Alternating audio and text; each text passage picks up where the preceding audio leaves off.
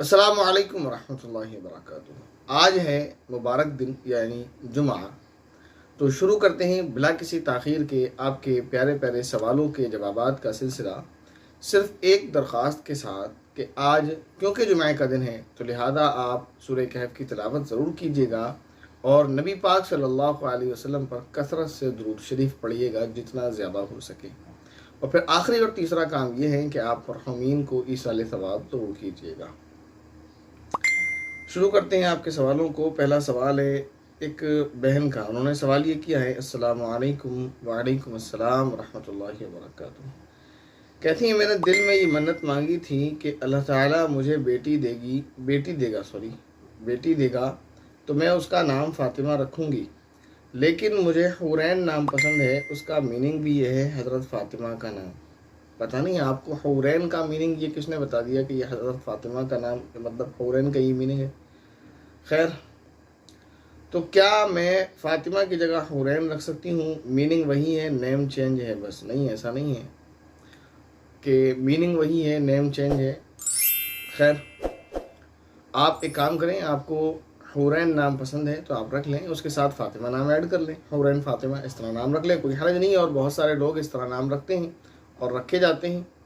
हमारे पास भी कुछ ऐसे स्टूडेंट्स हैं जिनके कुछ नाम इस तरह हैं, जैसे ज़ैनब फ़ातिमा, ज़ीनत फ़ातिमा वगैरह। तो आप रख लें नाम, कोई हर्ज नहीं है। इसके बाद भाई अफजल रज़ा ख़ान सवाल कर रहे हैं, सर रज़ा किस कास्ट में लगाया जाता है और कौन कौन कास्ट के लोग रज़ा लगा सकते हैं? भाई देखें, मैंने इससे पहले भी आपको ये बात अर्ज़ की थी कि कास्ट सिस्टम इस्लाम में नहीं है, ठीक है ना। तो जब कास्ट सिस्टम इस्लाम में है नहीं तो फिर इसके मसाइल भी इस्लाम में नहीं होंगे। ये मुसलमानों ने गैरों से लिया है और मुसलमानों को इसको छोड़ देना चाहिए। ये एक बुरी चीज़ है जो मुसलमानों के अंदर चली आई है। तो जब ये दीनी चीज़ नहीं है, जब ये इस्लामी चीज़ नहीं है, तो इस्लाम में इसके मसाइल आपको कैसे मिल सकते हैं कि कौन शख्स यानी किस कास्ट का बंदा? जब कास्ट का वजूद ही इस्लाम में नहीं है कि ये खान है, वो अंसारी है, वो पठान है, वो सिद्दीकी है, तो जब कास्ट का वजूद ही इस्लाम में नहीं है तो ये मसाइल कैसे मिल सकते हैं कि कौन अपने नाम के साथ रज़ा लगाए या कौन क्या लगाए? खैर, ये एक चीज़ है। लेकिन जो कास्ट है वो सिर्फ पहचान के लिए, कबाइल और कबाइल के पहचान के लिए, तारुफ वगैरह के लिए हैं, उस पर कभी बाद में बात करेंगे। लेकिन आपका जो सवाल है कि रज़ा ये कौन सी कास्ट के लोग लगा सकते हैं, तो जैसे मैंने इसका पहला जवाब दिया, एक तो दूसरा जवाब ये है कि रज़ा किसी कास्ट की वजह से नहीं लगाते हैं। जो लोग भी लगाते हैं, जो मुसलमान, रज़ा एक ऐसा सरनेम है, ये जो लोग लगाते हैं वो ये जिस शख्सियत का नाम है उससे मोहब्बत का इजहार करते हुए लगाते हैं। एक आलिम गुजरे हैं बरेली के अंदर, जिनका नाम आप यकीनन जानते होंगे, जिनको लोग आला हज़रत के नाम से याद करते हैं। उनका नाम अहमद रज़ा था। वैसे तो रा के ज़ेर के साथ आता है, लेकिन लोग रज़ा कहते हैं तो फिर रज़ा ही है। तो उनसे जो लोग भी मोहब्बत करते हैं तो उनसे मोहब्बत के इजहार में अपने नाम के साथ रज़ा लगाते हैं। सिंपल है। अब ये नहीं कहा जाएगा कि जो नाम के आगे रज़ा नहीं लगाते वो उनसे मोहब्बत नहीं करते, लेकिन अलबत्ता जो नाम के आगे लगाते हैं वो उनसे मोहब्बत में लगाते हैं और फिर कुछ देखा देखी भी लगा देते हैं। बस ये कास्ट की वजह से नहीं है।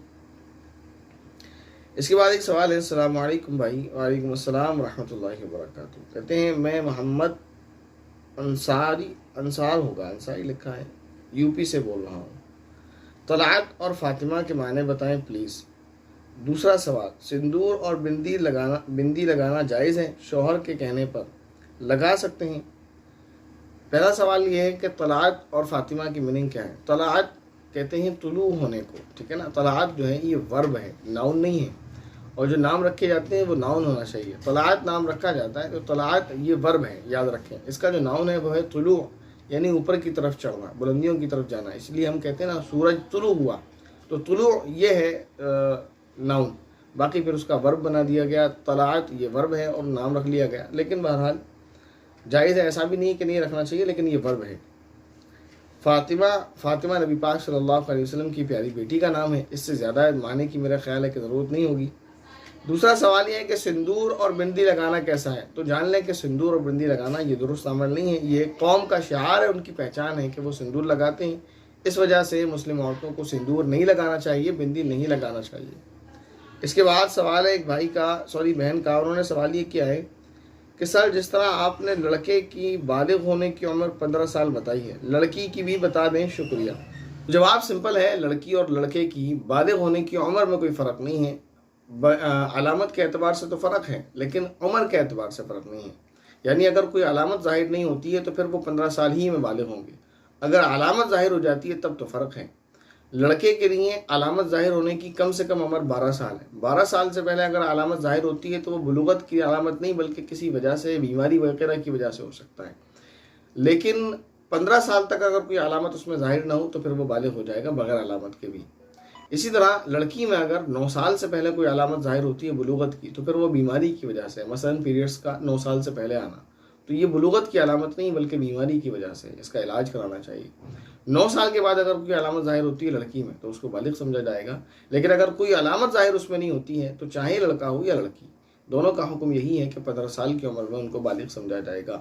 لیکن یہاں پر یہ بات یاد رکھنا ضروری ہے کہ وہ 15 سال قمری سال ہیں، عیسوی سال نہیں ہیں. ہجری کیلنڈر سے آپ اس کو جو ہے کاؤنٹ کریں گے. اس کے بعد ایک سوال ہے کہ مفتی صاحب میری فرینڈ حرام ریلیشن شپ میں ہے، میں نے اس کو بہت سمجھایا، اب وہ چھوڑنا چاہتی ہے، مگر وہ لڑکا بول رہا ہے کہ ہم چھپ کر نکاح کر لیتے ہیں، اور وہ راضی ہو گئی. کہتی ہے کہ میں صرف گناہ سے بچنے کے لیے کر رہی ہوں، بعد میں جب شادی کا وقت آئے گا تب دوبارہ سے نکاح کر لیں گے دکھانے کے لیے، اور اگر گھر والے شادی کے لیے نہیں مانیں گے تو ہم طلاق لے لیں گے. کیا یہ جائز ہے؟ مجھے بہت ٹینشن ہو گئی ہے کہ وہ پھنس نہ جائے. کہتی ہے میں نے اس کو آزمایا ہے، وہ غلط لڑکا نہیں ہے، پتہ نہیں، اللہ بہتر جانتا ہے کہ اس کے دل میں کیا ہے. چلے آپ کے کمنٹ کا ڈیٹیل میں ریویو کرتے ہیں. کہتی ہیں کہ پہلی بات یہ کہ وہ لڑکی اس کو چھوڑنا چاہتی ہے، لڑکا کہتا ہے کہ ہم چھپ کر نکاح کر لیتے ہیں. تو اسلام میں چھپ کر نکاح کرنا منع ہے، ٹھیک ہے نا. یہ تو ماں باپ سے بھی چھپ کر رہے ہیں. اسلام نے تو حکم یہ دیا کہ جب نکاح ہو تو نکاح کا اعلان ہو، ٹھیک ہے. تو چھپ کر نکاح کرنا یہ منع ہے. ایک بات تو یہ ہوگی. دوسرا یہ کہنا کہ وہ یہ کہتی ہے کہ میں صرف گناہ سے بچنے کے لیے ایسا کر رہی ہوں، تو گناہ سے بچنے کے لیے چھپ کر نکاح کرنا ضروری کہاں ہے؟ اس لڑکے کو چھوڑ دیں، گھر میں بیٹھے سکون سے. گناہ سے بچنے کا اس سے آسان طریقہ کیا ہے؟ یہ کیا ہے کہ آپ کو اس سے ملنا بھی ہے اس لیے آپ کو نکاح کرنا ہے. تو یہ گناہ سے بچنے کے لیے نکاح نہیں ہے، اپنی خواہشات کو پورا کرنے کے لیے نکاح ہے. یہ بات نہ کہی جائے کہ ہم گناہ سے بچنے کے لیے نکاح کرنا ہے.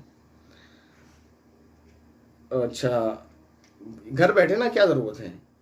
اچھا، اس کے بعد دوسری بات یہ ہے کہ ان کا یہ کہنا کہ شادی کا وقت جب آئے گا تو ہم بعد میں دوبارہ نکاح کر لیں گے دکھانے کے لیے، اور اگر شادی کے لیے گھر والے نہیں مانیں گے تو ہم طلاق لے لیں گے. تو طلاق لینا کیا اچھا کام ہے؟